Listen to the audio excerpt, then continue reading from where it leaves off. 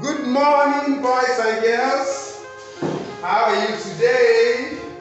I'm sure you're all happy to be in class today. Oh, of course, I am very happy and excited to see your lovely faces and your wonderful faces. Okay, so we're going to proceed with today's class. Now, I'm sure that some of you noticed that for like the past week, Mr. Miller didn't teach us again this week. First of all, let me start by apologizing, okay? Me not teaching you was not necessarily because I don't want to teach you, but I traveled, okay? So I went out of town for a little bit of an emergency. So it was actually out of Lagos. So it was not like it was in Lagos, but out of Lagos. So, and where I went to, the network was so horrible. You know how the network is in those hinterland, those villages. The network is always so poor, So that was why I was not able to. And I tried seeing if I could do one or two things, but the network was not favoring me. So I just had to when I get back, okay, I'll just continue. So I'm back and I'm ready to proceed with the proceedings. Okay, so first of all, I apologize for that break in transmission. Like when I was not available, the break in transmission, I apologize for it. Okay, now so let's kick off. Let's get straight to work. So, algebra. I've been thinking of a particular topic that I will teach, and then it occurred to me that I needed to talk about algebra. Alright? And part of the reason why I want to talk about this topic is that it is one topic that I know that children, or let me just say young learners, usually find difficult to understand, okay? And them not being able to understand it is as a result of them not having a proper understanding of the basic principles of algebra. Okay, now to start with, algebra is something that is continuous. Okay, it is continuous. Like if you notice, when you were in your lower classes, you did what I call open sentences. Okay, now algebra is a revolution. Yes, algebra is a revolution because it keeps, as you keep advancing in classes, it keeps advancing. Now, I'm going to tell you some things that you don't know this morning. There are some topics that, when you're done with your elementary school, it ends there. But there are some topics that, even when you end your elementary school, when you advance to high school, you still keep meeting those topics, but in another dimension. Algebra is one of those topics. Algebra started from open sentences in your lower class, where you have something like 4 plus box will give you 6, and they'll say, what is there? Okay, so this is open sentences, alright, which you did in your lower classes. I'm sure most of you must have remembered. Now, it was that open sentence that evolved. It did what? It grew into what? Algebra. And it doesn't stop growing, no. By the time you get to your high school or secondary school, you will see the other dimension of algebra. By the time you start doing topics like quadratic equation, simultaneous equations, it's still algebra. Alright? So the reason why I want to talk about this topic is because I want us to start understanding it now. So it is one of those topics that I always say, you can't just say, you know what, it ends in primary school. It's not one of those topics. Alright? So it's one of those topics that as you keep advancing in classes, it keeps advancing. It keeps going with you. Alright, so today we're going to look at the introductory part of algebra. Now, I know you might say, you know what, I know it, yeah, we all know you know it, but I would appreciate it if you can just listen, alright? If not for anything else, just to understand and learn something new. So what is algebra? Now, when we talk about algebra, in simple terms, algebra is the use of alphabets to represent numbers. In simple terms, alright, it is the use of what? Alphabets to represent what? Numbers. And what are the alphabet? A, B, C, D. So when you use these alphabets to represent numbers, for a start, it's algebra. That is the basic knowledge, because for you to, how will you know a mathematical expression is an algebraic expression? It's because you see an alphabet. You will definitely see an alphabet. So when you see an alphabet in a sentence, don't be like, what is this? it should just occur to you that this is algebra. That is the way it works. It's a very simple principle, okay? So, now we see that algebra is used of alphabets to represent what? Numbers. Now, those numbers that you are using the alphabets to represent is actually called the what? The unknown number. It's called the what? The unknown what? Number. And unknown simply means what you don't know. Okay, say for example now you have 12 plus x equals 20. Alright? We have 12 plus x equals 20.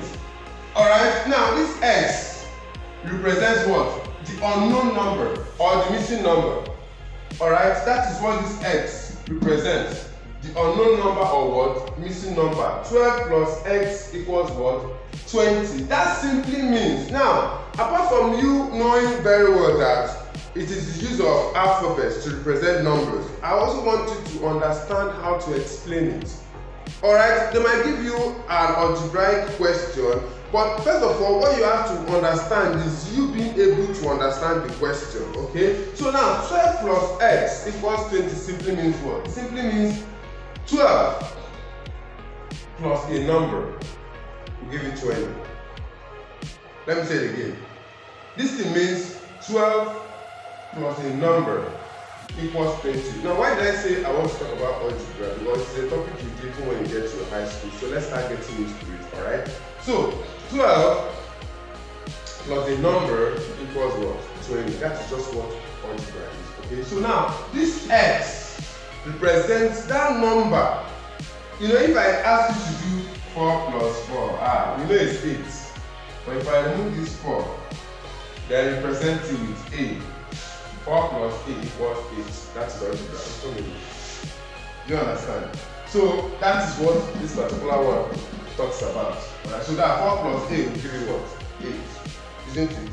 So that is what this one means. So 12 plus x equals what? 20. So the x there is representing what? The unknown what?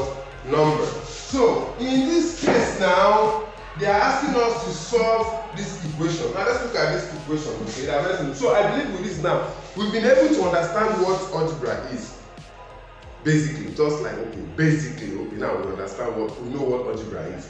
Oh, it is use of alphabet to represent numbers. Okay, good and fine. So let's look at the first question. Let's solve.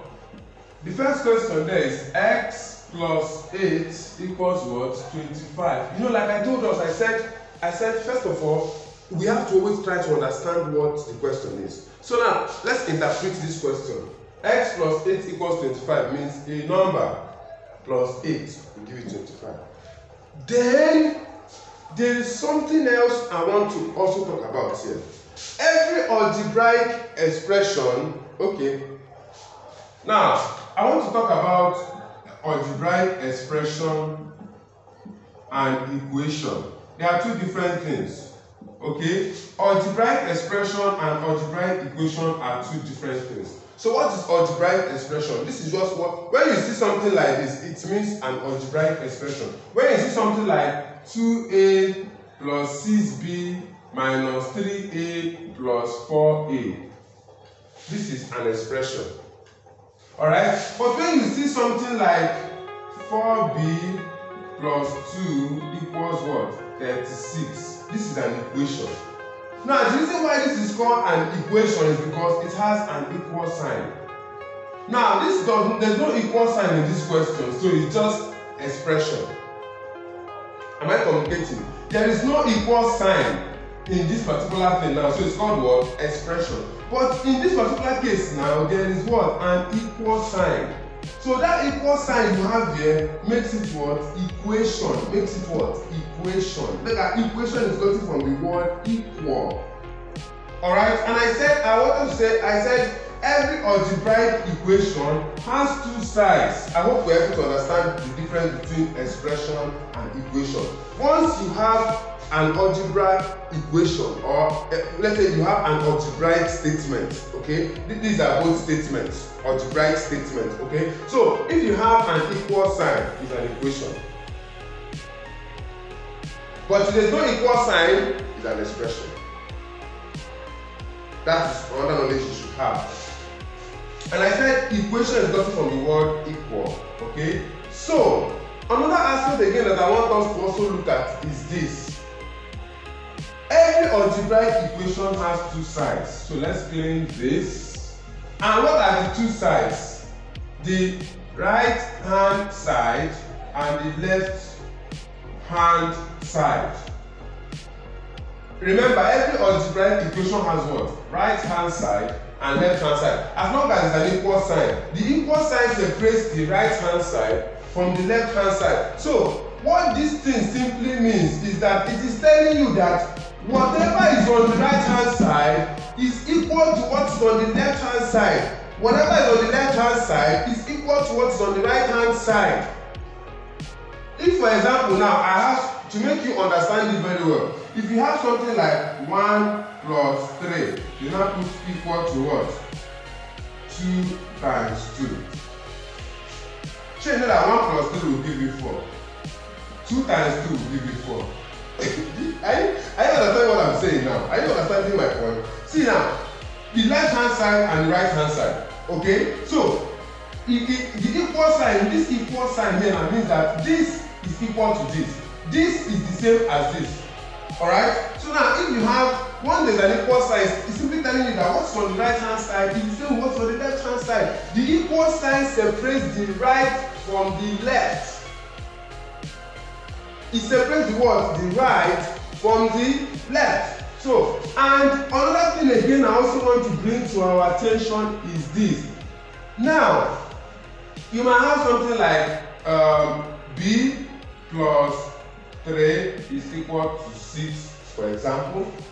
I want to talk about, in our next class, I'm going to talk about something that we need to know. I'm going to talk about directed numbers, okay? Now, please, after watching this particular video, before you go ahead to watch other questions on algebra, make sure you watch the video on directed numbers. Make sure you watch the video on directed numbers. After watching this one, don't go ahead and watch my other videos on algebra without watching the next video on directed numbers. It is very, very important.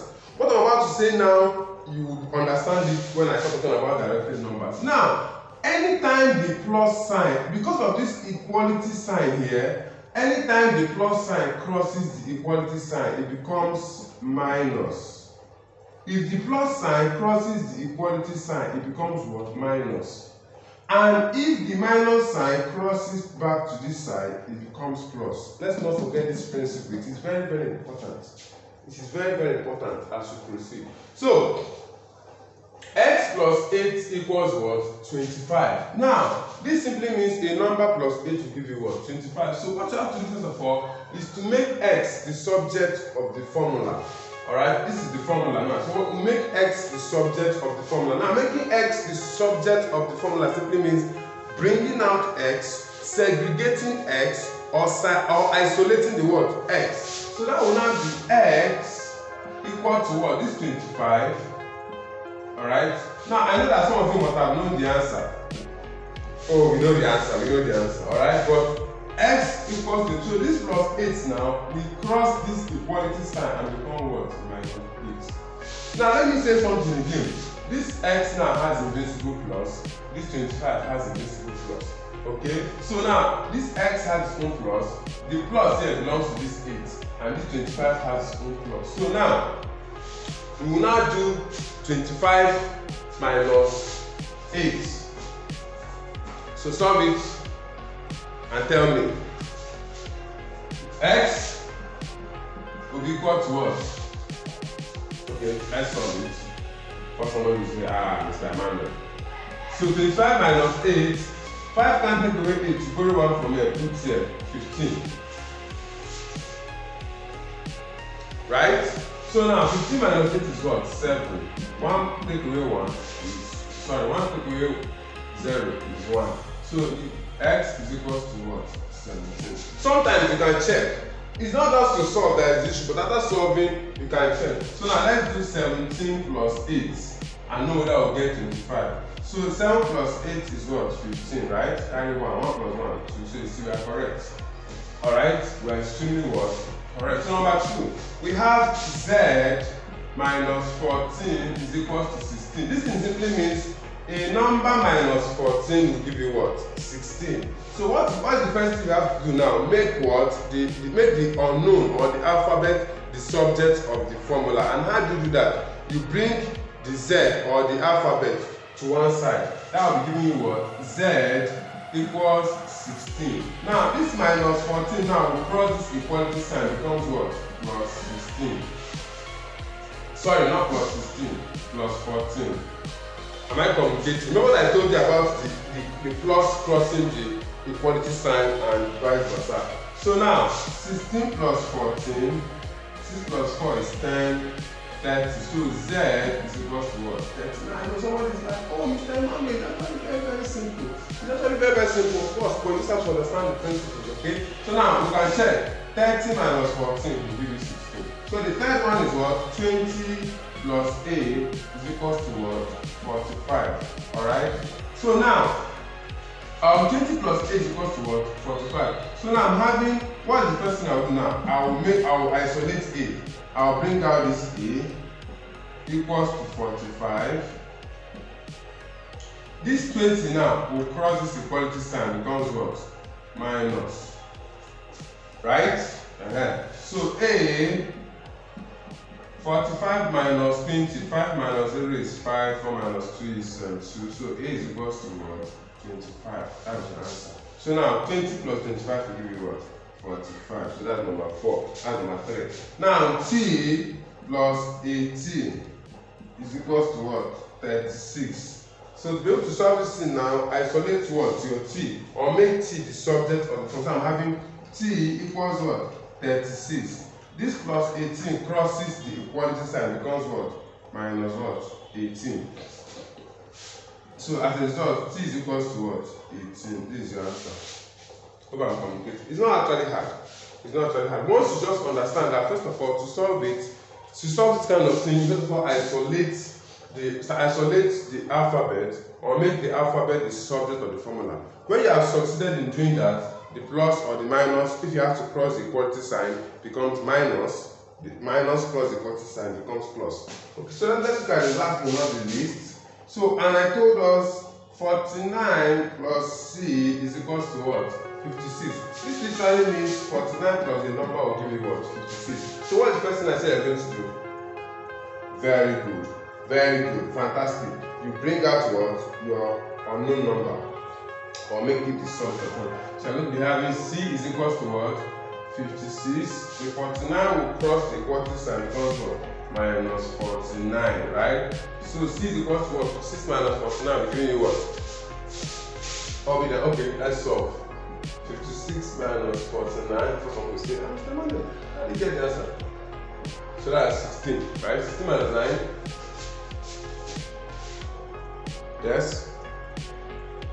How many? 7, right? Okay, so yes, 4. So 4 minus 4 is what? 7. So your C is equal to what? 7. Answer. There's nothing difficult in it. But another thing again I wanted to say about algebra is that let us just pick that information very, very seriously.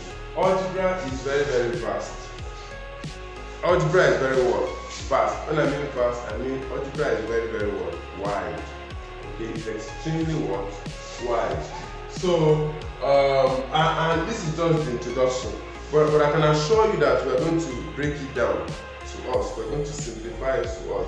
There are so many parts of algebra that I want us to learn. But let us start taking them one after the other. So in our next class, we're going to be looking at something that is going to help us as we proceed.